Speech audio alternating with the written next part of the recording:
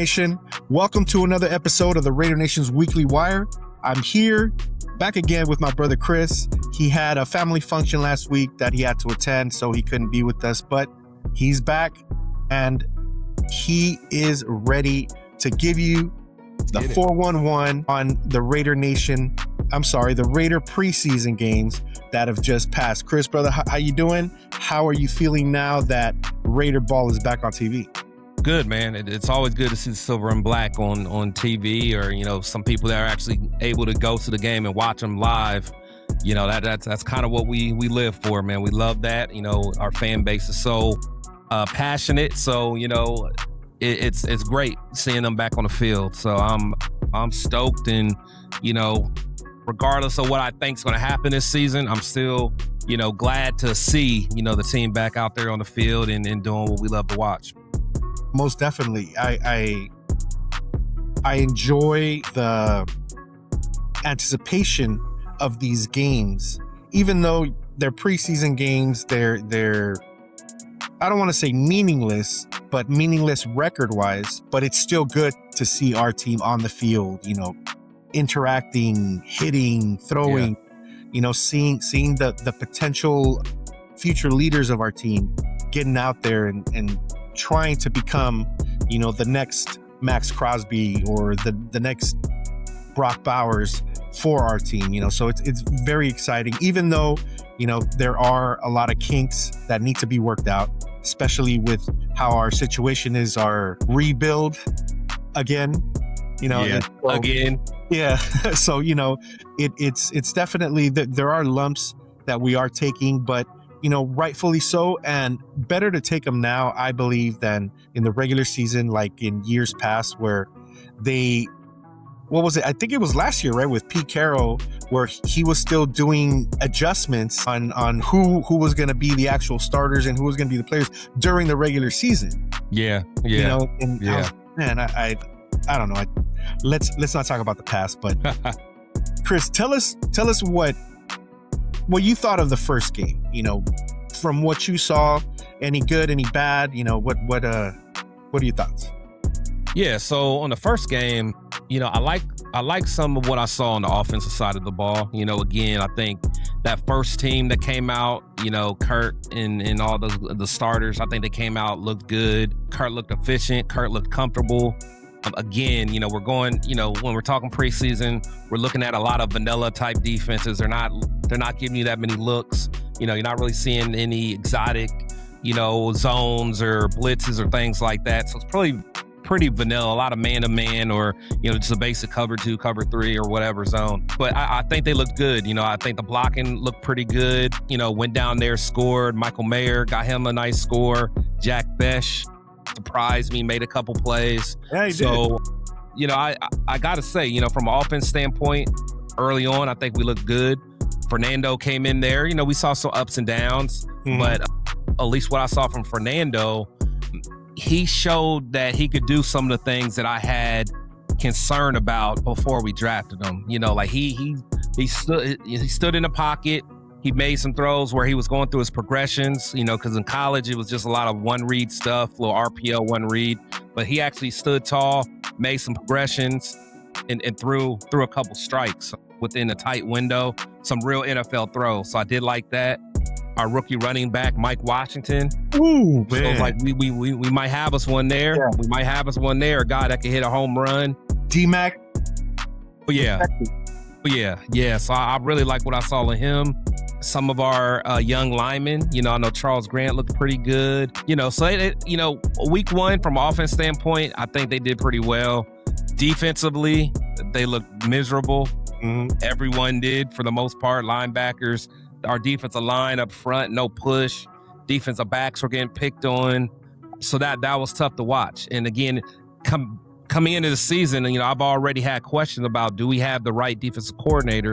And again, preseason, we're going to be a lot of real vanilla, but it's like, man, you know, I expect you to win some of these one-on-one matchups. Like, if you're manned up on this guy, guard him. You know, like, if you're on the defensive line and you're going against that offensive lineman, I need you to win your reps. We weren't winning our reps.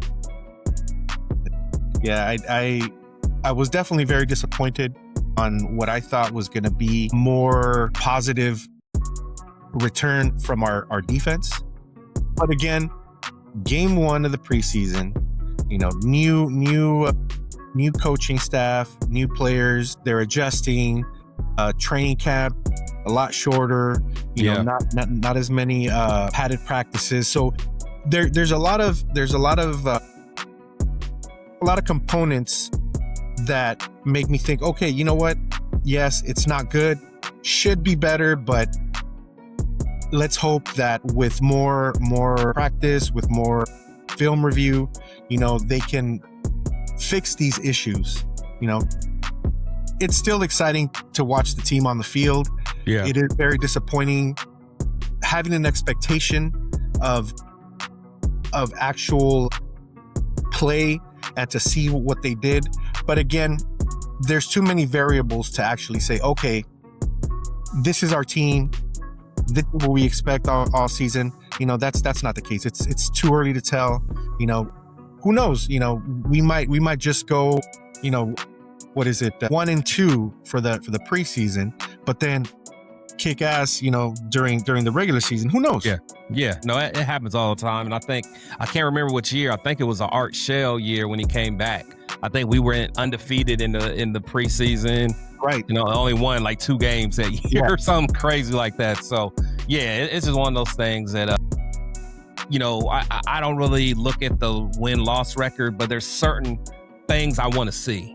I want to see certain, effort. I want to see, guys with the motor. I want to see guys flying around. I want to see good form tackling. I want to see good communication. That's kind of things I want to see. I definitely don't want to see miss assignments. That's what I'm looking at. Like, are guys missing assignments? Are they blowing coverage? Stuff like that. That's kind of thing that I'm really looking at in preseason. Yeah, because those are actually personal mental errors. Right. That occur. So it falls upon the player's ability to know the play and to do what they're expected to do. Yeah. And if they can't do that in a preseason game, come game time, they're not going to be out on the field. They're going to be holding that clipboard and handing out water bottles because that's not what the coaching staff wants to see, and definitely that's not what we want to see. Right, for sure. So in synopsis of game one, what did letter grade would you give them between A and F? Obviously, taking all the variables into consideration, first game, new regime. I'll give it a C. I'll give it a C because I think the starting unit looked good. I did like that, but everything else is bad. Was actually I'm actually gonna give it a C-, honestly. Yeah, C-. Yeah. It was pretty average. Yeah. But again, game one, can't expect too much. Right. Should expect better for game two that just happened yesterday, which that's the next game we're going to cover. While recording this, the game just went live yesterday. What did you think of that game? Because I was not impressed with Fernando. I did see definitely the rookie in him. I did see him, make some corrections, make some adjustments, but he definitely did show that, he is a rook. And to kind of give him, I guess, the benefit of the doubt, a lot of the starters weren't playing. So he was playing with the second and third string. So what are your thoughts on what happened against the Texans? Yeah, to me that was, but the thing is, it was to be expected. And again, I know we ended up coming up winning at the end, but we were getting dominated for majority of the game. But to specifically talk about Fernando, the thing is, I know Raider Nation, we want him to be the next Peyton Manning or the next, Stapler or all that. We want him to be that right away. The kid's a rookie. He looked like a rookie. He did. He had some flashes where he made a couple nice throws, on-time throws, went downfield a couple times. But of course, we're always going to bring up that pick six. Yep. I think his whole college career, he only had one pick six. And in the first game that he starts in the preseason, he throws a pick six. The NFL is different. The things that are open in college are not necessarily open in the NFL. And I think like vice versa, he has to understand that like tight windows in the NFL, like that's NFL open, you know, it's like you're not going to get those big wide windows like you did in college. So, you know, I think specifically on that interception he threw, I think he could have went somewhere else, whether in the flat or the out. Whereas I think the guy was open, but it may have not been the open that he's used to, well, you know, right. like he was seeing in Indiana. So he was college open. Yeah, exactly. So it's just one of those things that, you know, he threw the bad interception. You can never throw it late in the middle of the field, you know. But at the end of the day, am I saying the sky's falling over that? No. You know, he's a rookie, and the thing is, I mean, he has a lot of heart. You know, the guy got up, tried to chase the guy down, you know, gave up his body, you know. And again, I know it's like that's real remedial, you know, at the end of the day, but it's like, you know, you want to see your quarterback do that. You know, you want to see, you know, your quarterback care. You know, they kind of went to him on the sideline after the play. You kind of tell he was a little, you know, shook a little bit about that. And then he came out through, I think, 6 completed passes in a row. And I think one of them was, you know, I know over 10 yards, maybe 10, 15 yards. And the other ones were kind of short. But still, you can tell that he took his licks, got right back up, kept going. So, yeah. So, at the end of the day, I think as Raider fans, you know, I was not the biggest Fernando supporter. You know, I'm not going to sit here and say I wanted us to draft him, because I didn't. But now he's a Raider, so I'm rooting for him. I want him to do well. But he looked like a rookie. We have to be patient for him. He's our investment. Mm-hmm. You know, we can't, you know, we got to go all in on him. So we got to support this kid, encourage this kid. And when it's his time to shine and take the keys, we got to hope it all goes well. Yeah, with games like today, it definitely tells me that they made the right decision in bringing in, I always forget his name. Kubiak? No, the quarterback. Cousins, Kirk Cousins. Yeah. Oh, yeah. Yeah. We definitely needed that cushion, because I would have been worried if, let's say, we didn't pick up Kirk Cousins and they would have put AOC as a starter in front of Mendoza. Yeah. We definitely know AOC is an okay to mid backup, but by game 3 or 4, they were going to put Mendoza in. Yeah. Seeing what we saw today, you know, I don't think that would have been a good idea. That kid definitely needs more time. He needs more experience. You know, he needs to learn more, because, like you're mentioning, college windows to NFL windows of being able to throw a ball, they're very different, and he needs to, I guess, adjust to that. He needs to learn that aspect, you know, and he's definitely not there yet. I do give him credit on showing strength, you know, taking a beating, getting back up, like you said, when he threw that pick 6, running after the player, trying to tackle him. Yeah. You know, he threw himself at him. Yeah. And he at least tried. Yeah. You know, or the quarterbacks, they get a pick 6 and they just kind of like stand there like Bobby Boucher. Pissed off. Like, oh well. You know, and then he goes to the sideline, and like you're mentioning, you can tell he's distraught, he's angry, disappointed at himself, you know, and I like to see that, not to see that actually happens, but his reaction to it. You know, that shows to me that he really cares for what he's doing. And, you know, hopefully with these experiences, because sometimes you learn more from your mistakes. Oh, absolutely. You know, and get better from them. And from what I've heard, he does a lot of time in the film room. He studies a lot. You know, he's definitely trying to get better. So hopefully this is one of those things where, okay, I made the mistake now. This time I'm not going to do it again in the future. Yeah.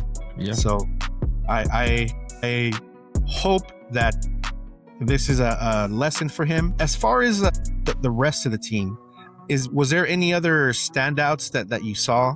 Anything positive, like, you know, a couple of Washington's runs? Yeah.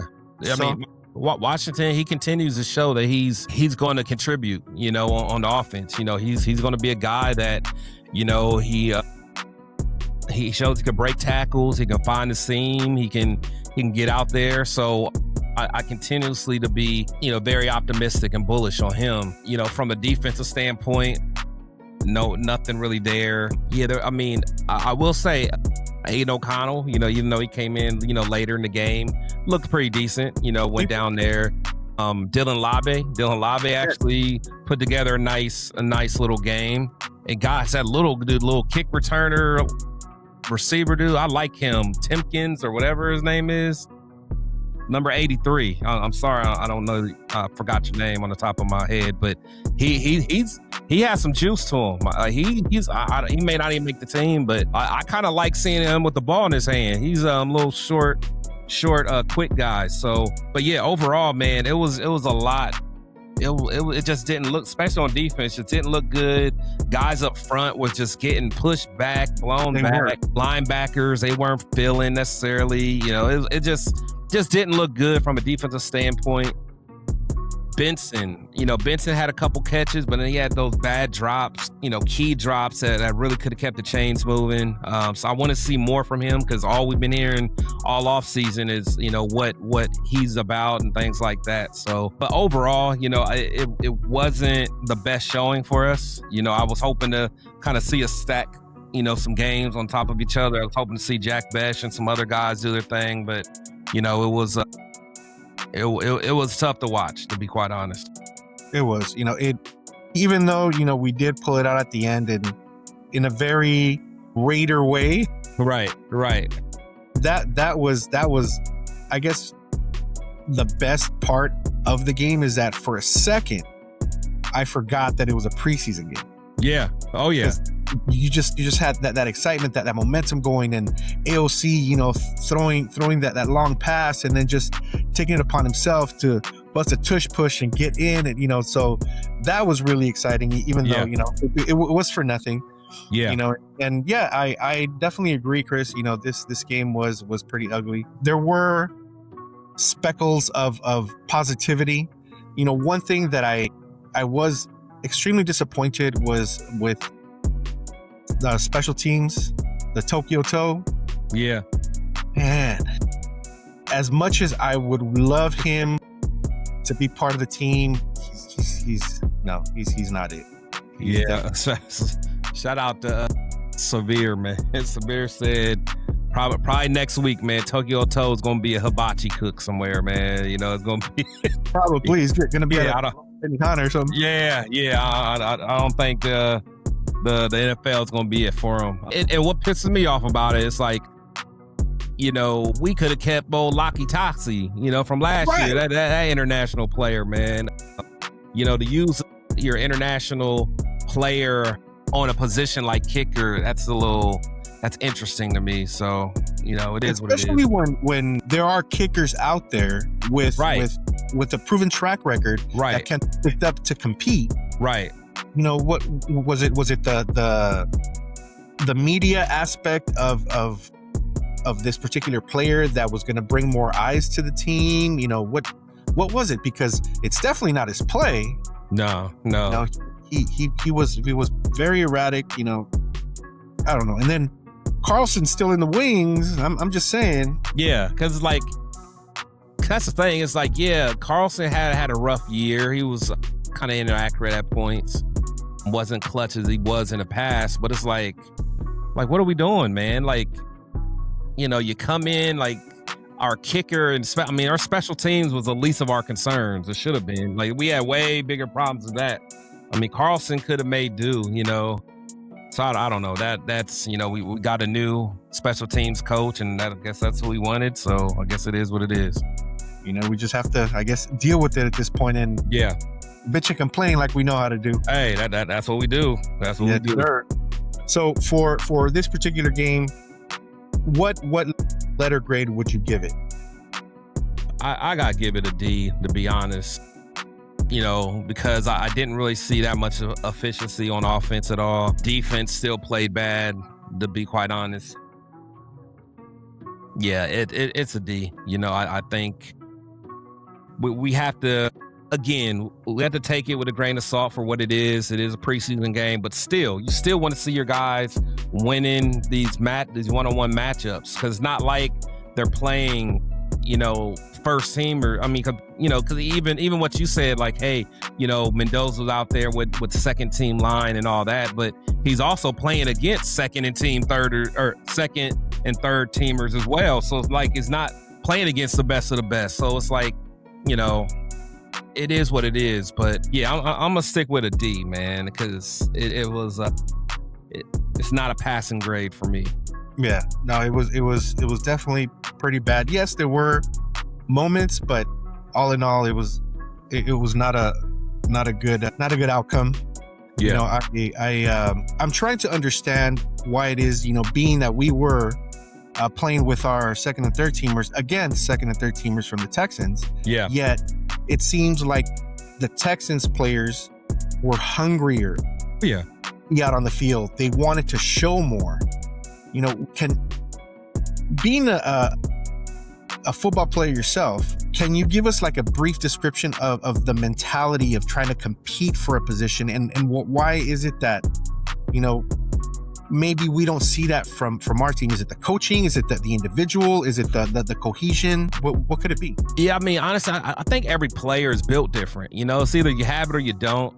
I've always been a believer that you shouldn't need like another coach to kind of rile you up and get you fired up for a game. That's kind of how I always been. Like, regardless of the good coaches I had or the bad coaches I had, like, I knew what my mission was. And again, it's a lot easier playing for a guy that can help get you hyped up and your team get you hyped up. It helps you get to that point. But you're right, though. Like, you can tell when a guy's hungry. Like, if you go back and look at that interception that Mendoza threw, one of our offensive linemen, I felt like, had an opportunity to at least try to tackle him or come down, right? And he just kind of walking. Like, it's like little stuff like that. It's like stuff like that makes you get cut. Get you cut from the team. So, I think Kubiak is, having an environment of, competitiveness and things like that. So I'm sure he's going to address it. But yeah, it just seems like they didn't have the they didn't have the fire that I was hoping that they're going to have. Like, they should be hyped up, because honestly, a lot of these guys may not make the team. And yeah, you may not make the Raiders, but this is your resume for other teams that may need somebody. So, if you're not going to put good tape out there, then yeah, you're going to be selling insurance at Allstate, here, in a couple weeks. So, but ultimately it's up to you. Yeah, I don't understand that. I try to put myself in their place, having this opportunity that not many individuals have, and then just kind of half-assing it. It doesn't make sense to me. I'm like, this is it. This is what I've worked all my life for. All my life. Yes, I am not elite, but I'm good enough to at least try out and potentially make the team. And I'm just gonna just wing it and see what happens. I don't know, man. I don't feel that. But again, that's why I'm sitting here and never out on the field, because I didn't even reach those levels. So right. it is what it is.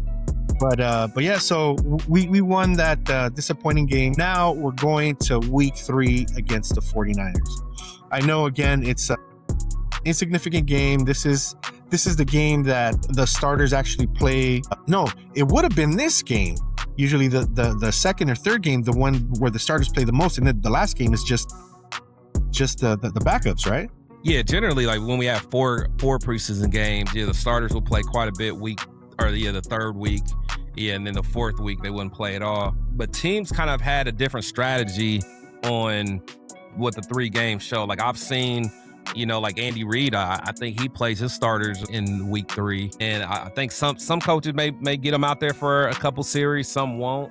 So it'll be interesting to see. Like, I don't know what we're going to do. I don't know what Clint's idea is for the preseason. I'm sure he'll probably tell us soon. But yeah, in the past, I know for the Raiders standpoint, we didn't have no starters out there in week 3. It was just, like, for instance, AOC may play most of the game, and then the other Jacob or whatever, the fourth string guy is, going to get some snaps. So I don't know. It'll be interesting to see how we pursue it, but that's why I really thought this second game, we're going to see some guys stand out and try to, wash off that stench that came from the first game. So we'll see. Yeah, I was surprised, because my thought process was the same, thinking that the second game against the Texans, we were going to see all our starters for at least a quarter, you know. And then when I saw everybody just on the sideline without pads, I'm like, wait a minute, you know what? Why aren't they playing? So does that mean that the last preseason game they're actually gonna suit up, or are they just done? Like Kubiak's like, you know what? You guys are good enough.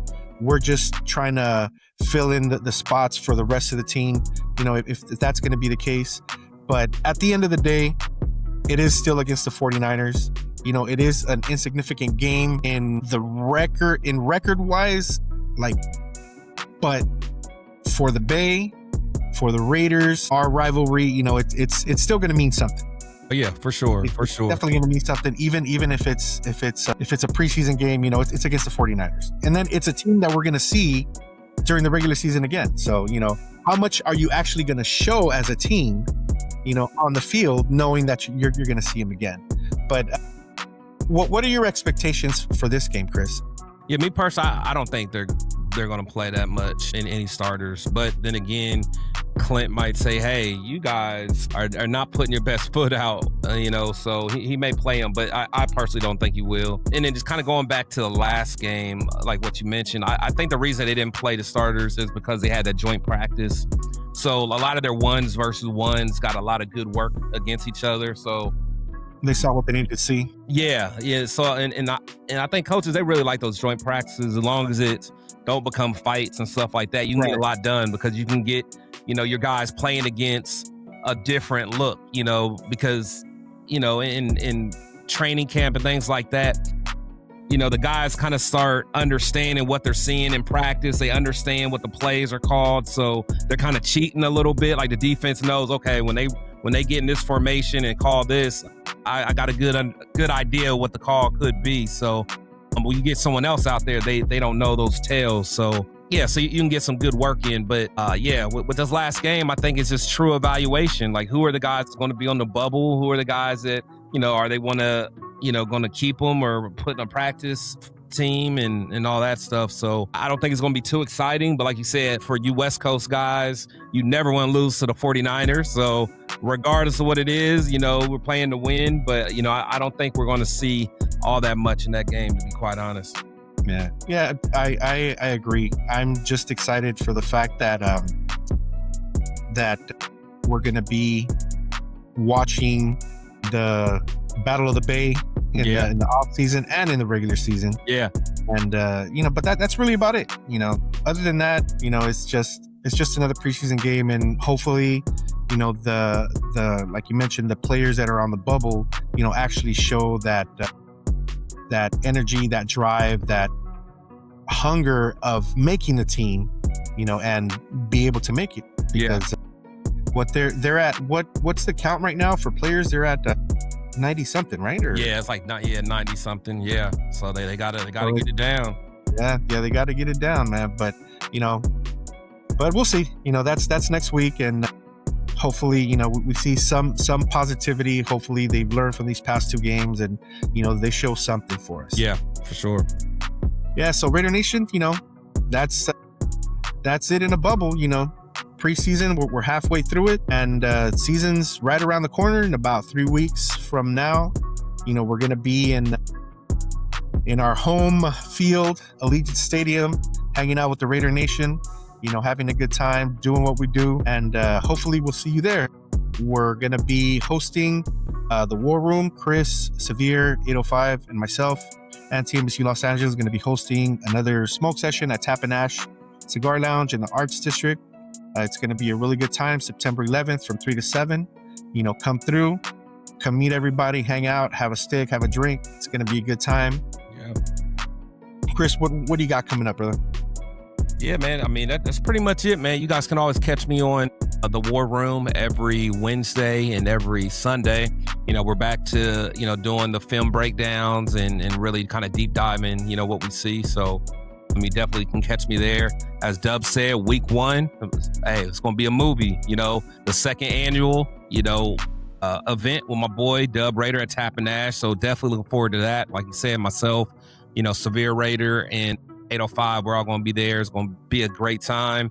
And actually week 3, I'm going to be part of, hosting the party for, it's going to be out in New Orleans. When we're out there playing the Saints in week 3, we're going to have a private party out there, actually right on Bourbon Street at Pat O'Brien's. It's the home of the famous Hurricanes, the drinks, and it's going to be all you can eat, all you can drink, top shelf liquor. I can't speak today, but it's going to be a party, man. So if anyone's going to be out in that area, for week 3, definitely contact me. I can give you information about getting, tickets to that event, because you're not going to want to miss it at all.